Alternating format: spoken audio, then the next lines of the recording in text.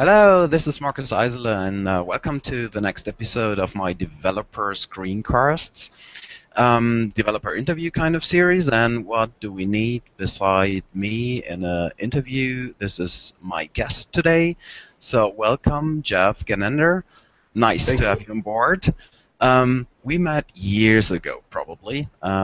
Always wanted to talk and wanted to chat, never really found the time for that because we've always been busy running into each other at Java 1 kind of events, right? hmm So um, please tell the people a little bit about yourself. Just introduce you.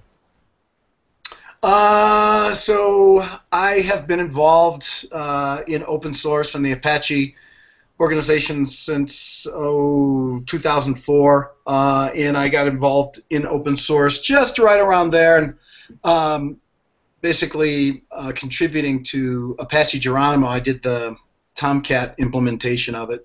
It was just something I wanted to do. I thought that Apache should eat its own dog food, so I got heavily involved in that, and I ended up becoming a committer and getting on the PMC for Geronimo, and I was very heavily involved in Java EE at the time. So I just kept going. I ended up becoming the Apache representative for the JSR spec for the EE implementation, EE5, I believe. And I just continued, and when Apache kind of pulled out, I just kind of continued as an individual up through Java EE7. But my big the stuff I've really been working with is the integration. I was one of the guys who helped pull Service Mix over. I've been heavily involved in ESB since about the same time, 2004. That's when I got to know James Strachan. We wrote our own ESB for one of our clients, and we got involved in Service Mix, and we started doing a lot of work with CXF. I helped get that incubated in through Apache, a lot of services, and then I got involved with Camel and did a lot of work with ActiveMQ. So altogether, and Apache Karaf, and so altogether, integrations really become a part of what I do and what I've been doing. Do you have a favorite project thing to work on besides helping clients with their individual needs? Yeah, I mean, my favorite projects, as far as those are concerned, I really like to work with Camel and Karaf and OSGI.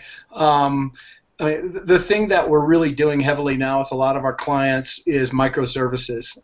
The service mix, Karaf, Camel style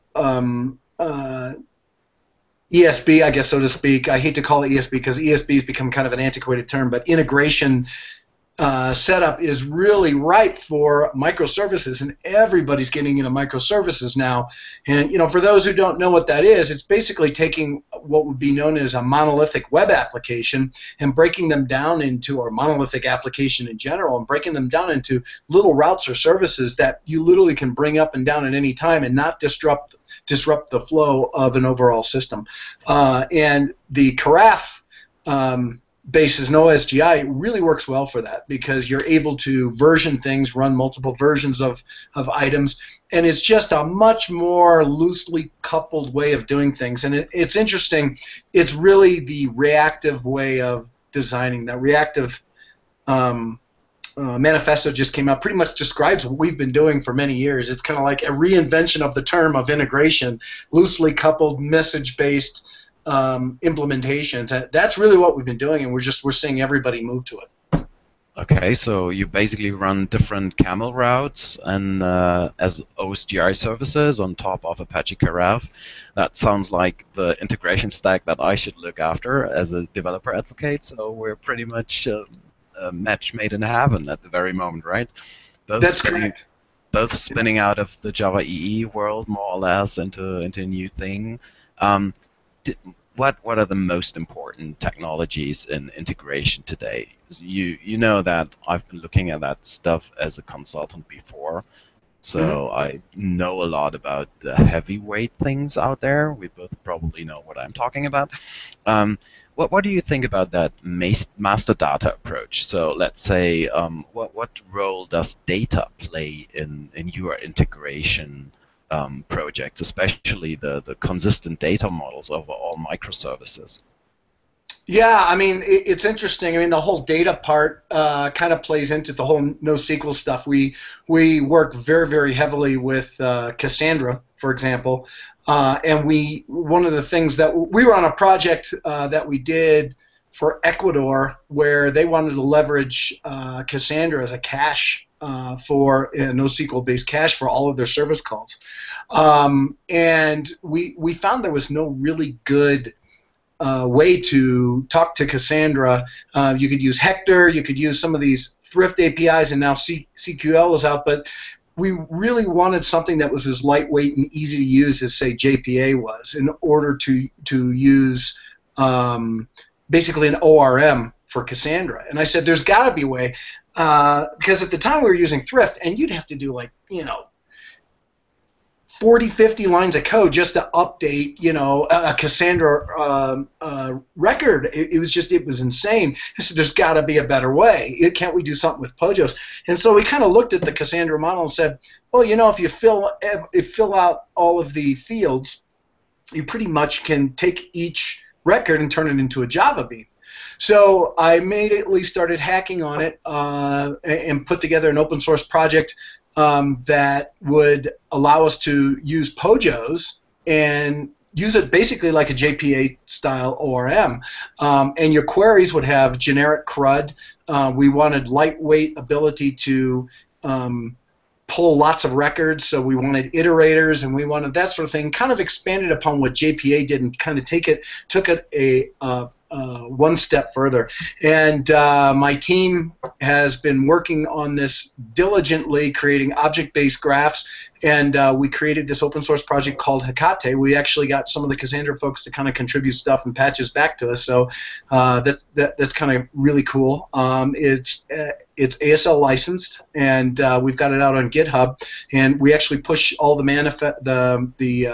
artifacts up to Maven Central so everyone can use it. We got lots of big companies who are leveraging Cassandra, able to use this, and they become very, very proficient with using Cassandra in a short period of time without having doing a lick of CQL code. What exactly was that? Hecate? Hecate. Where does that name come from? So it's Greek. We decided to arts. with the Greek theme as far as Cassandra is concerned, and so Hecate is the goddess of black magic, dark magic, and it's because it's dark magic. People use it like, whoa, this is cool. How is it doing all these queries and stuff? This is just really cool, and it's pretty neat stuff. So that's how we came up with the name. Show me something. Sure. Please. Sure. All right. Let me share a screen here. So we kind of need to document this a lot more. We have, basically it's up on GitHub under Savoir Tech Hecate, as you can perhaps see. You can see my screen, right? Yeah, it works. Great. So we have several different artifacts. We have the core, we have Hecate CQL, Hecate Farsandra, Hecate Hector, and then we have some testing that we put together. And basically, here's kind of an example. You'll have a POJO here. You'll set up your key space. We call this the key space configurator. So you'll set up your key space, your failover policies, your consistency levels, and any credentials. We also wanted to inject credentials in there because we know that some folks like to attach to Cassandra and have security involved with it. So we kind of injected all that in there. So what you do is you create a DAO, and it's an implementation of basically one of our abstract DAO classes, and you'll have a POJO. So you can have a column. Here's a record. This is called the CNE record. So I've got all my getters and setters on here, and then I take my DAO and I go ahead and save it. I have full CRUD capabilities with almost basically no Cassandra code whatsoever. So there's a find here, as you can see. So this is just an example of some of our tests that we have, and we can also force serialization errors. And this is for, again, we support the old Thrift for people who enjoy Thrift. There's still a lot of SQL 3 versus Thrift, so we do support that. Here's the CNE column. So we can actually set column types if we wanted to, and then of course the CNE is the POJO, which is really cool stuff. And it's really easy. We also have what's called an iterator here. So a lot of times when we're pulling in, say, thousands and thousands of records, it's always kind of been a problem for JPA that if I do a query and it pulls a lot out, I might end up blowing all my memory. We wanted to be able to handle that situation. I liked to use, ORMs, but I also wanted to be able to iterate through them. So we also created what was called a column iterator. So we can create an iterating type of DAO here with this implementation, and we'll do a find, and basically we get this iterator, and we can spin through an iterator and go through thousands and thousands of records without having to worry about memory footprint. So it becomes really good for being able to even utilizing with a Hadoop implementation, and maybe going out and querying lots and lots of data to do massive reports on massive amounts of data. So we've got object graphs. We can actually store objects inside of columns. And it's really cool. So we've got examples of how to do this. Pojo graph indexing, basically being able to do the indexes on the fly. It's really, really powerful.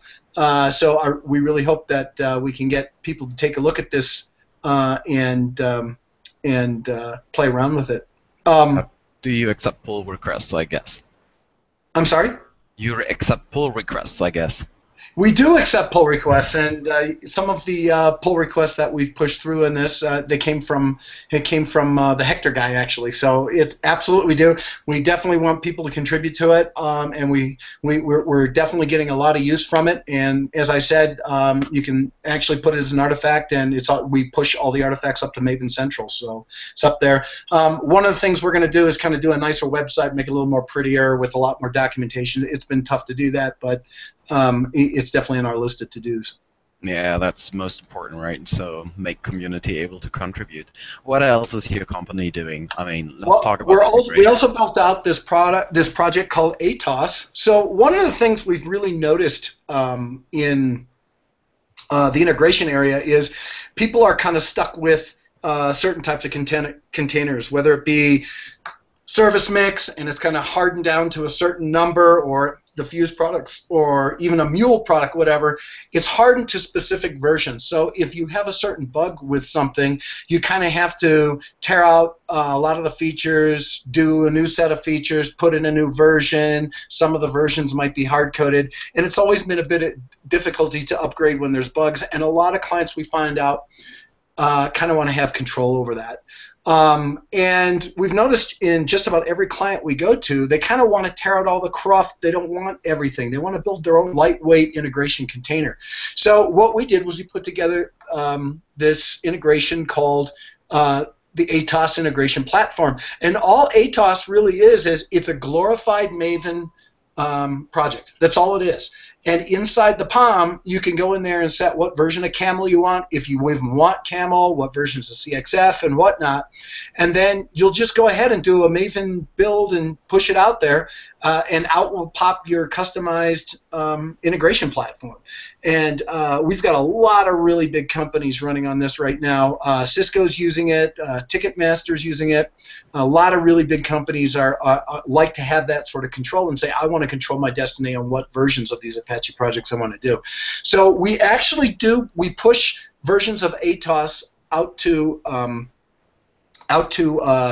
Central as well. So if you just want to pick off the latest and greatest stuff, we can do that. We're trying to have multiple versions of Karaf, so you can pick the 2.x, the 3.x series, and pretty soon we're going to have the 4.x series going out there as well. So you can just kind of pick what you want out there, or you can just check out the code here and pretty much build your own. One of the cool things we allow for, we have a branding module in here, so you can actually come in here and do your own branding. So this here says ATOS, and of course I have to do the tokenized Savoir Tech, little moniker here that goes to our website. But anyone can change this to be whatever they want. So different companies will put their own logos on there, and it kind of allows them to kind of build their own integration platform. And this has been wildly successful. Not only have we experienced this, but we've seen a lot of blogs out there about people saying, hey, I just want to build my own integration. I want Karaf and I want Camel, and that's it. Or I want an ActiveMQ client. I don't want the broker in there. And a lot of people are starting to blog about that, and it's something we've seen, and so we just decided to enable people to do it. So this is getting quite popular as well.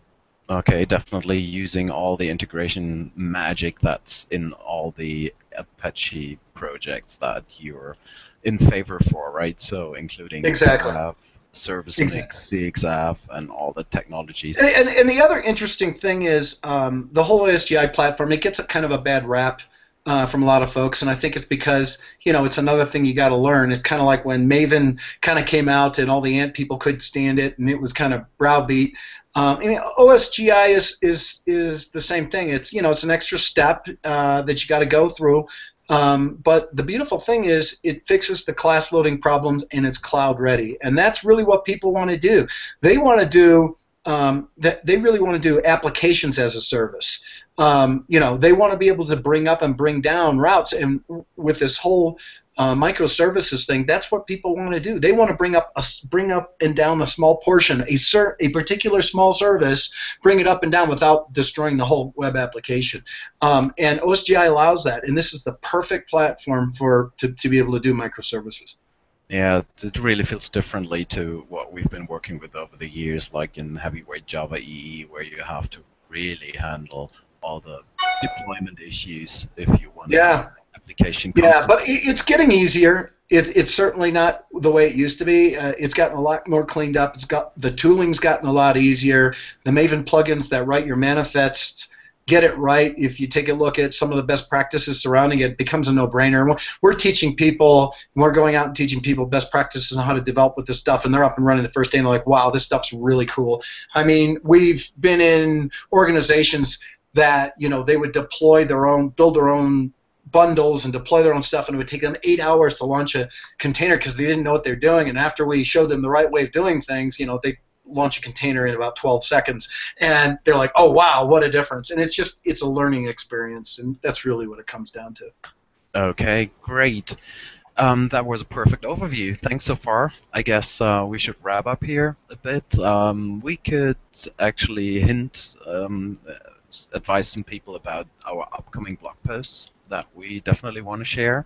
So a little bit more about microservices and then Karaf and stuff like that. So just to Yes, put absolutely. pressure on you here, so it's not going to be forgotten. No, absolutely. We'll definitely have some info coming up. Describe more about microservices, and my guy Jamie Goodyear, who's pretty much one of the guys who's doing a lot of work on Karaf. He's the one he's pretty much been the release manager. He's really excited to help contribute that as well. So we'll be able to talk about what's up and coming in Karaf 4 and talk about all these architectural ideas. We're really excited about it.